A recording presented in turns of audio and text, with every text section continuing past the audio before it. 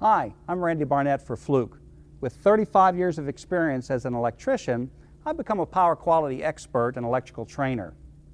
In this video, we're going to talk about transformer problems.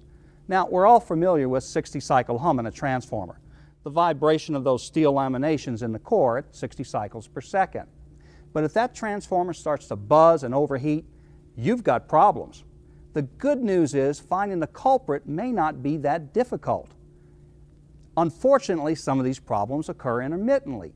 So what you're going to have to do is log some data over time and then go back and analyze in order to find your transformer problem. The top 5 things that commonly cause transformers to vibrate or buzz or hum excessively loud are loose connections, excessive harmonics, unbalance, overloading, and cooling issues. Before I start, I always check the nameplate for the transformer ratings. Be sure to record kVA and the voltage and current ratings for both the primary and secondary sides. Record the ambient temperature and temperature rise information. And note any required installation clearance requirements, usually found on a separate label. All of this data will be used later. If you suspect your transformer is overheating, your next step can be to use your hand to feel the area around the transformer for any signs of excessive heat. It's important to use the proper personal protective equipment, or PPE, when inspecting and testing a transformer. Set up your boundaries and select the appropriate PPE for that category. Listen for any abnormally loud humming or buzzing noises. Be alert for the smell of overheating installation. You should scan the transformer with either a thermal imager or an infrared thermometer. That requires taking off the cover. Determine the hazard risk category for the job, either from the arc flash label or, if not present, from the tables in NFPA 70E. Compare the temperatures of similar components, such as terminations and coils, to one another. A higher temperature on one phase may indicate unbalance.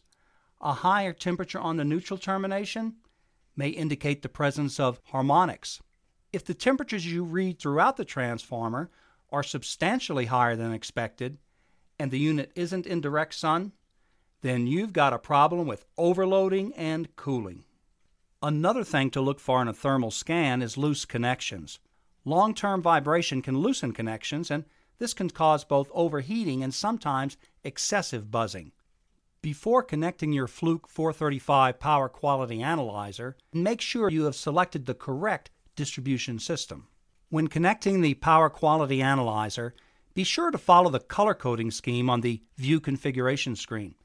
For example, in a typical 208Y 120 volt system, we use black for phase A, red for phase B, blue for phase C, and white for the neutral. When connecting the current clamps, make sure the arrow on the clamp points towards the load.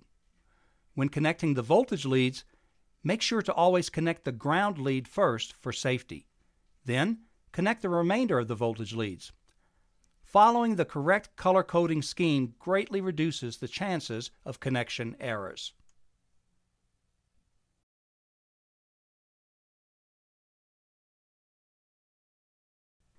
Use the phasor screen to quickly check for unbalance. Since the length of the phasor represents voltage level, a shorter voltage phasor may indicate an unbalance problem. Compare the amps on each phase using the volts, amps, hertz screen. The maximum voltage unbalance is generally 2%. That is, the voltage on any one phase should not vary by more than 2% of the average of the 3 phases.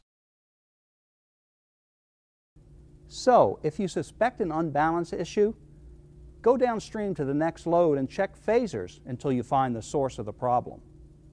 The most common cause of unbalance is a change in load configuration. It may help to quickly map out your overall equipment distribution system and develop or update your load schedule and drawings. Total the loads per phase and verify each phase carries a fairly equal load. Back to our transformer. If the voltage and current are reasonably balanced, then check the harmonics screen. Is total harmonic distortion, or THD for voltage, at less than 5%?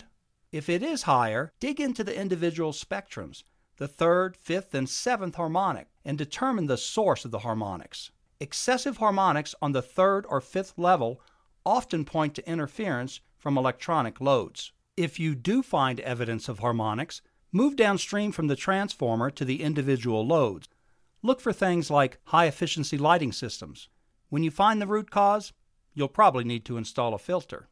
Let's talk about a transformer that's running hot. Start by checking for overload. Check the power readings on the Fluke 435 Power Quality Analyzer. Compare kVA, voltage, and current against the notes you took from the nameplate earlier.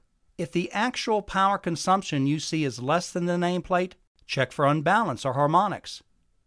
If you don't find an unbalance or harmonics issue, the transformer's cooling system may not be functioning properly. If the power consumption you see is greater than the nameplate, you have an overload issue. Evaluate the consumption at the loads downstream and evaluate the overall load schedule and capacity. You may need an additional transformer. So use a combination of whatever test tools you need to in order to find and correct those transformer problems. If you don't, you're going to lose that transformer. For Fluke, I'm Randy Barnett.